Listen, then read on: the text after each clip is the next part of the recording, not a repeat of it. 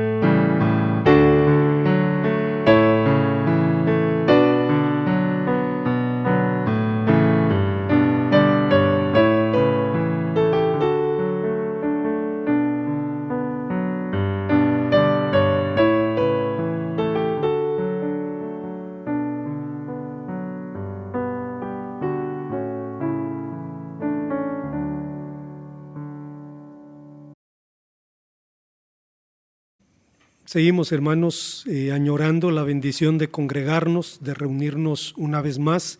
Esperamos hacerlo en tiempo breve y en tanto tendremos que seguir en comunión en torno a la palabra de nuestro Dios y a la persona de nuestro Señor Jesucristo, que es el motivo de nuestra fe y de nuestra esperanza. Salmo 54. La palabra del Señor dice: Oh Dios, sálvame por tu nombre y con tu poder defiéndeme. Oh Dios, oye mi oración, escucha las razones de mi boca, porque extraños se han levantado contra mí y hombres violentos buscan mi vida. No han puesto a Dios delante de sí. He aquí, Dios es el que me ayuda, el que está con los que sostienen mi vida. Él devolverá el mal a mis enemigos. Córtalos por tu verdad. Voluntariamente sacrificaré a ti. Alabaré tu nombre, oh Señor, porque es bueno, porque Él me ha librado de toda angustia y mis ojos han visto la ruina de mis enemigos. Las extraordinarias fuentes de una oración ordinaria. Recientemente, por casualidad, leí el título de un libro, Extraordinarias Oraciones de la Biblia. No he tenido la bendición de leer ese libro, pero solo el título me hizo pensar en dos cosas. Primero, en que evidentemente en la Biblia existen oraciones extraordinarias, sobre todo si pensamos en Abraham, Samuel, Job, David, Jeremías y obviamente el Señor Jesús. Y lo segundo que pensé fue en una pregunta: si en la Biblia hay oraciones extraordinarias, ¿hay también en ella oraciones ordinarias? Algunos comentaristas bíblicos dicen que sí y colocan al Salmo 54 en esta categoría. Quienes piensan así dicen que es un salmo de lo más convencional y genérico, que casi podría tomarse como un modelo para una tarea escolar de análisis de géneros. Y hasta cierto punto es verdad, pues nuestro salmo utiliza un lenguaje breve y conciso porque eleva la súplica de un hombre en peligro por causa de sus enemigos. Pero más allá de cuestiones académicas o de estilo, afortunadamente la Biblia no enseña que una plegaria deba ser prolija para ser atendida, como se ve en la parábola del fariseo y del publicano. No es cuestión de estética o de elocuencia y mucho menos de palabrería, como decía el Señor Jesús en el Sermón del Monte. Para Dios, la súplica sincera es siempre hermosa, es el genuino perfume del cielo, como nos enseña Apocalipsis 5:8. Este salmo nos recuerda que la oración más ordinaria tiene respuesta en fuentes extraordinarias. Veamos cuáles son esas fuentes. La primera de ellas, hermanos, es la extraordinaria ayuda de nuestro Dios.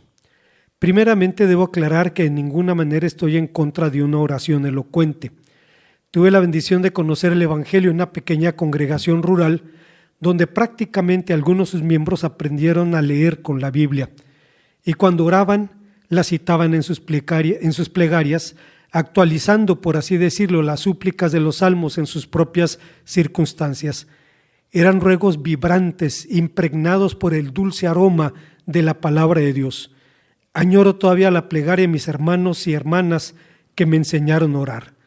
Pero considerando el texto que nos ocupa, en el corazón del Salmo 54 está el poder de Dios revelado en su santo nombre. Al invocar ese nombre, se invoca el poder de Dios para juzgar, para ayudar y para hacer justicia. Se apela al juez justo, presente en el mundo a través de su nombre. Sin embargo, siendo honestos, en momentos de crisis podemos llegar a preguntarnos si verdaderamente el Señor está en control. Esta pregunta surge de la vida misma, de una vida corta de días y harta de sinsabores, decía Job en el capítulo 14 de su libro, pero es precisamente en esta vida donde la soberanía divina se demuestra en el hecho de que los enemigos no prevalecen, o si lo hacen, su triunfo solamente es aparente. De modo que, desde la vida real, el Salmo principia con un grito de angustia: sálvame, oh Dios, el mismo grito que se repite 12 veces en el libro de los Salmos. La razón del clamor del salmista es evidente. El Salmo fue escrito en tiempos de la persecución de Saúl. Los habitantes de Zif informaron a Saúl sobre el paradero de David, diciendo: ¿acaso no se oculta David entre nosotros? Los zifeos eran reincidentes. denunciaron realmente a David en dos ocasiones, 1 Samuel 22 y 1 de Samuel 23. Pero en la historia hay un detalle importante. Zif era una ciudad ubicada en las montañas de Judea, cerca de Hebrón, de modo que los zifeos eran realmente parientes de David. Su denuncia ha sido vista por algunos como un acto de traición y por otros como un acto de lealtad. Alguien dijo al respecto: los habitantes de Zif fueron leales al rey.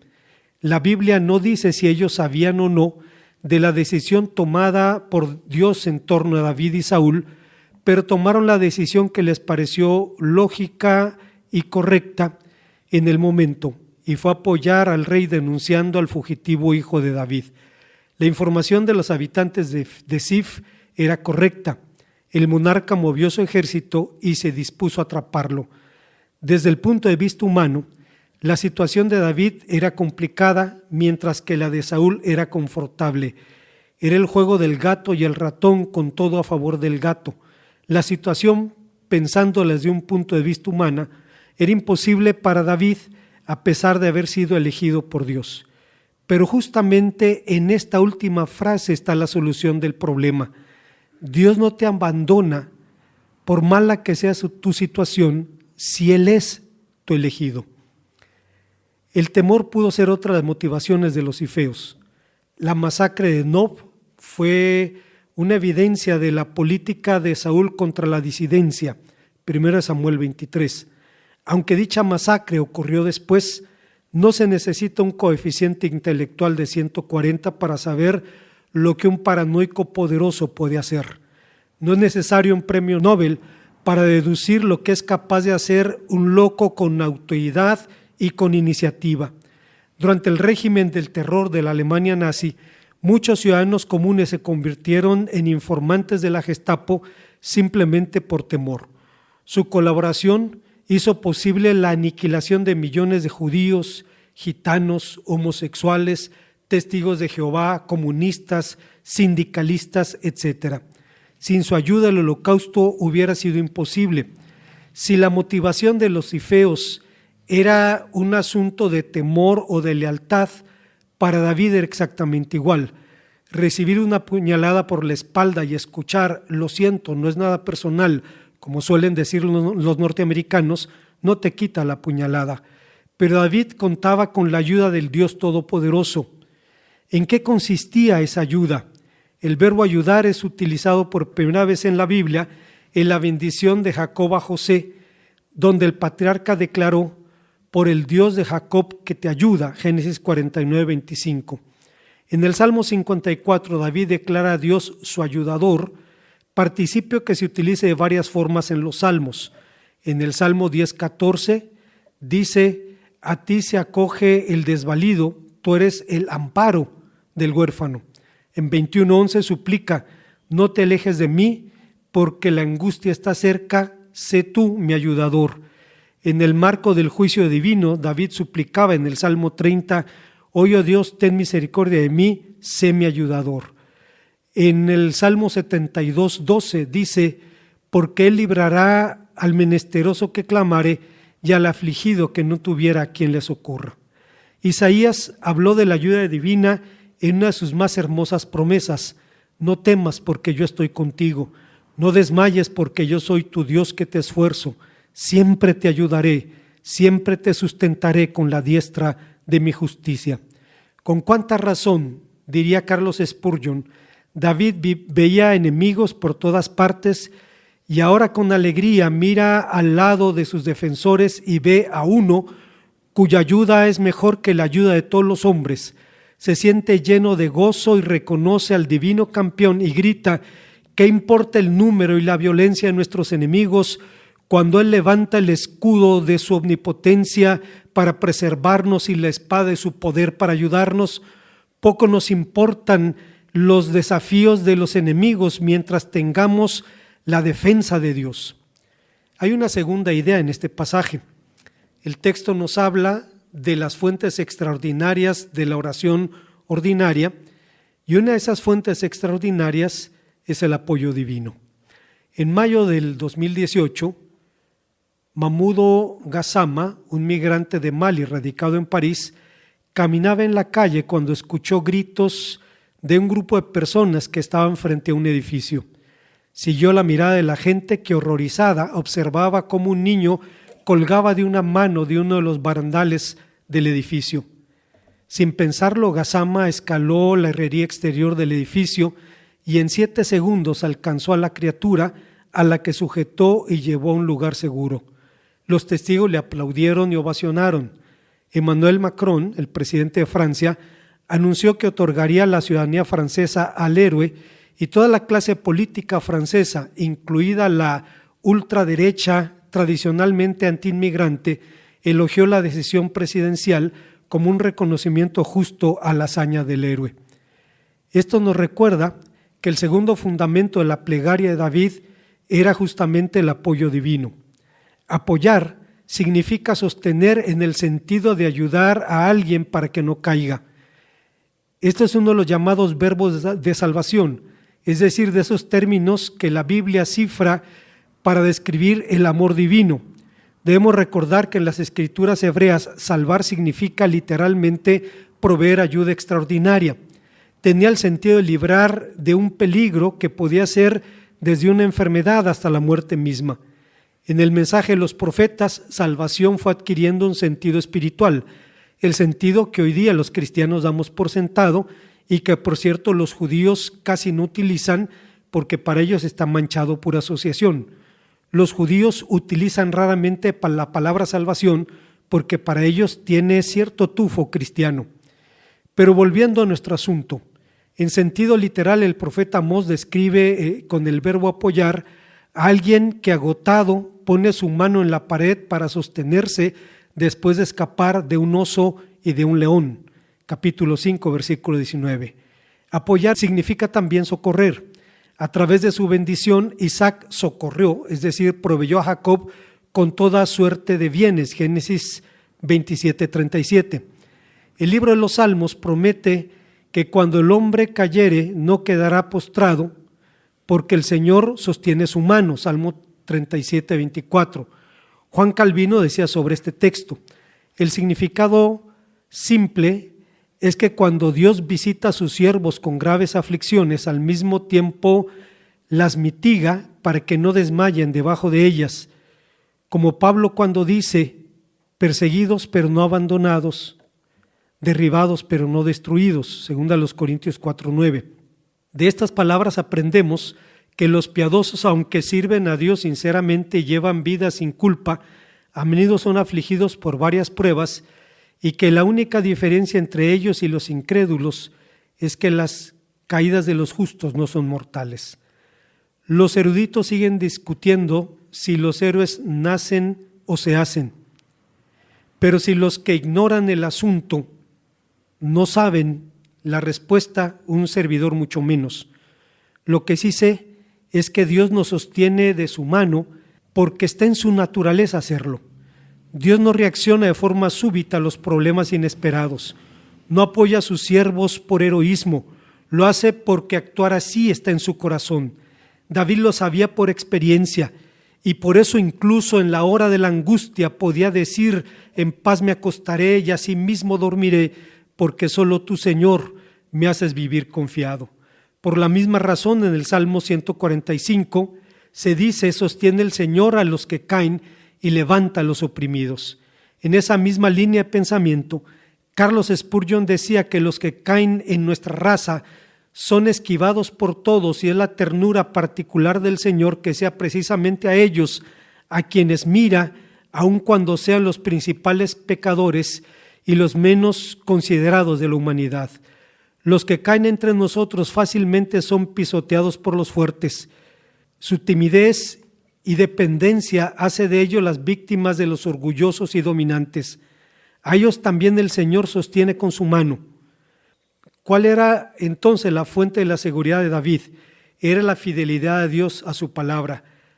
En el Salmo 111:8 dice el salmista: las obras de sus manos son verdad y juicio, fieles son todos sus mandamientos, sostenidos eternamente y para siempre, hechos en verdad y en rectitud. Hay una tercera y última enseñanza en este pasaje, una tercera fuente extraordinaria para dar respuesta a la oración más ordinaria. Y esa fuente es la extraordinaria justicia divina. La oración ordinaria de la gente ordinaria surge de realidades tan ordinarias como los conflictos interpersonales. No es raro que este sea uno de los temas principales del libro de los Salmos, el tema de los enemigos. La Biblia hebraica utiliza 8 nombres para los enemigos, sobre todo en el libro de los Salmos. En el Salterio, la plaga de adversarios contra las cuales se eleva el grito más profundo son los enemigos personales, un grito aún mayor que el que se eleva contra la enfermedad y las miserias de la vida. ¿Quiénes eran los enemigos de David en este salmo? La respuesta es evidente. Eran sus hermanos que informaron al rey de su paradero. Pese al parentesco, el salmista los llamaba extraños, término que en el Antiguo Testamento cifra desde alguien ajeno al círculo familiar, Deuteronomio 25:5, hasta un rival en amores, Ezequiel 16:32. Describe también a los adversarios como hombres violentos. El adjetivo proviene de una raíz que significa aterrorizar o espantar, aunque los ifeos no eran precisamente monstruosos. Como antes señalamos, infinidad de voluntarios anónimos hicieron posible el funcionamiento de la maquinaria de represión y exterminio en la Alemania nazi. Y para sorpresa nuestra, muchos de ellos eran judíos. En 1950 el Parlamento de Israel aprobó una ley que permitía el castigo a los colaboradores de los nazis.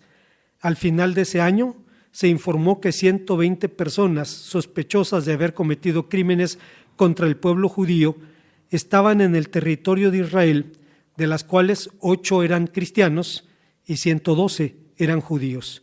Entre ellos estaba Ezequiel Ingsta, el único judío condenado a muerte por delitos cometidos durante el Holocausto. Ingsta estaba al cargo de un bloque en el campo de Gross-Rosen y fue declarado culpable de abuso y asesinato de presos judíos. Sirvió como el monstruo de los administradores del campo. Lo vi golpeando a los presos con lo que tuviera en la mano, el látigo, el garrote, cualquier cosa que tuviera en la mano, dijo un testigo durante el juicio. Una mujer judía enjuiciada también por colaborar con los nazis fue Stella Kuba, una joven rubia y de ojos azules, la imagen misma del ideal de la belleza aria, a quien los nazis apodaban, por cierto, veneno rubio. Bien se ha dicho que la monstruosidad no necesita ser externa para ser monstruosa. Cuando la socióloga judeo-alemana Hannah Arendt vio por primera vez al SS coronel Adolf Eichmann, quedó sorprendida. Eichmann estaba ante el tribunal de Israel acusado de instrumentar la muerte de 6 millones de judíos, pero era un hombrecillo gris, apocado y mediocre, un patético don nadie al que la burocracia nazi y el sistema habían situado en el engranaje del exterminio. Entonces Arendt acuñó la expresión la banalidad del mal. Este nombre dio lugar entre los judíos a la acusación de que Arendt banalizaba el Holocausto, que minimizaba la tragedia judía, pero de lo que ella hablaba era justamente de eso que Eichmann personificaba: ejecutar el peor mal imaginable y organizar el exterminio sistemático de millones de seres humanos no es cosa de monstruos con colmillos y cuernos. En las circunstancias precisas cualquiera puede hacerlo, con todo respeto, incluso usted y yo. Aunque David llamaba extraños y violentos a sus enemigos, estos tampoco tenían garras y cuernos. Eran tipos comunes y corrientes como Nabal, el hombre que lo humilló y que negó el pan a los hombres que protegían sus intereses. En la Biblia los extraños y violentos eran los patrones que retenían el jornal. Eran comerciantes que vendían paja en vez de cereal. Eran acreedores que incautaban el metate y la cobija de sus deudores y lo retenían como fianza durante largo tiempo. Eran amos que abusaban de sus siervos. Eran campesinos que corrían sus linderos para robar a la viuda. Eran también tipos poderosos como el rey Joacás, quien mandó edificar un palacio por el que no pagó un centavo a sus trabajadores. La redacción del Salmo es intensa y descriptiva. El salmista dice que sus enemigos se habían levantado contra él, expresando la agresión que ya se lee desde el relato de Caín y Abel.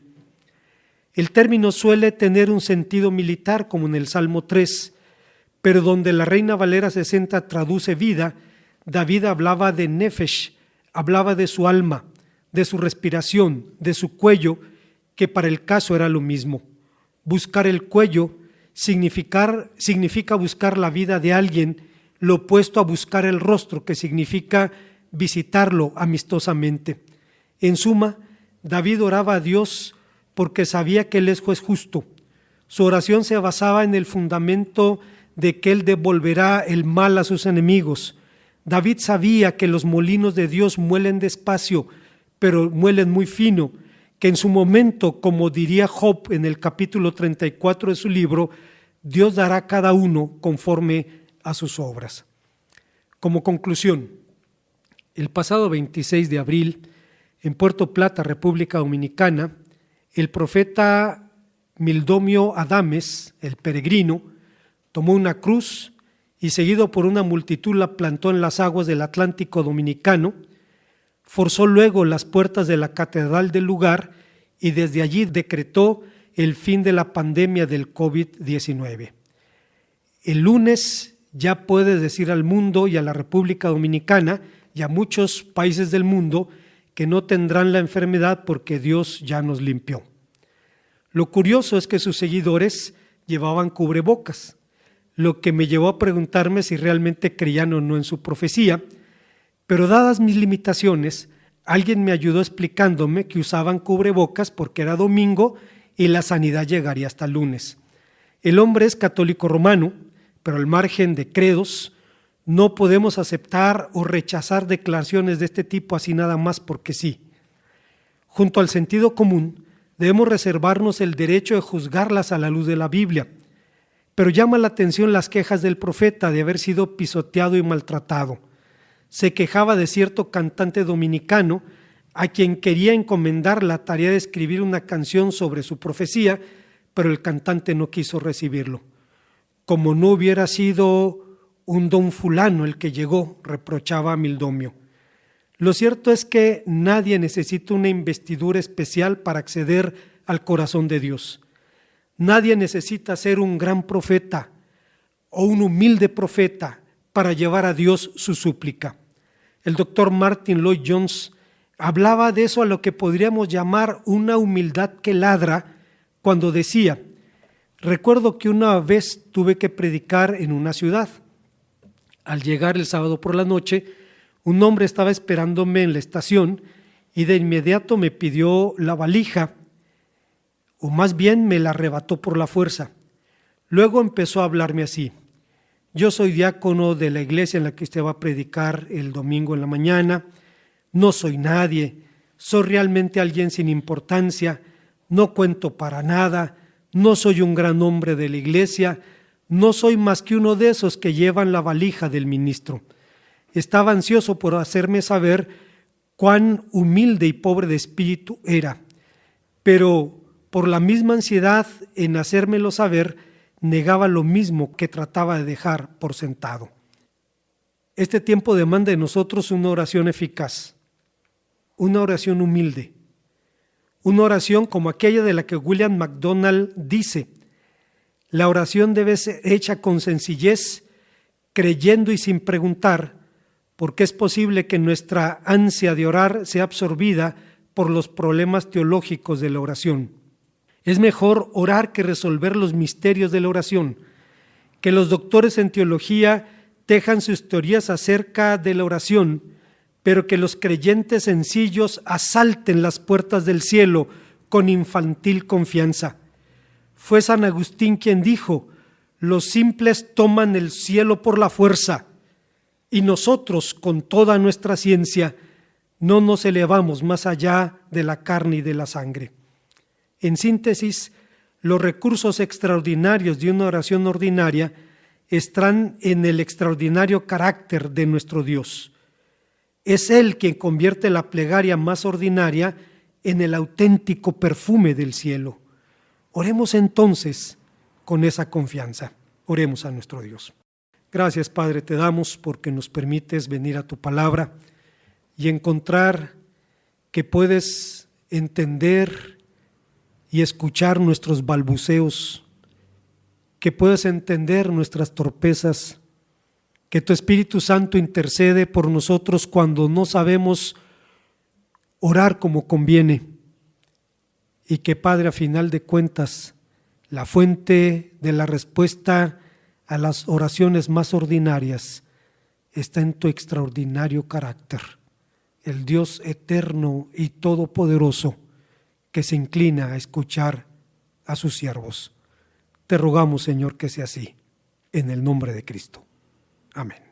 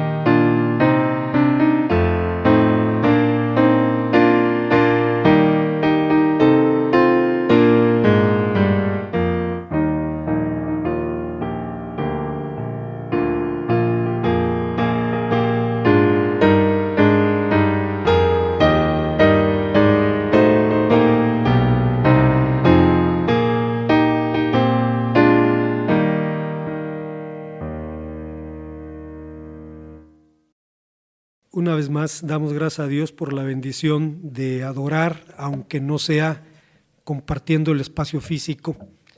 Anhelamos el momento de volver a hacerlo y suplicamos a Dios su bendición sobre sus siervos. Que el amor de nuestro Dios, la gracia de nuestro Señor Jesucristo y la comunión de su Espíritu Santo sea con cada uno de nosotros. Amén.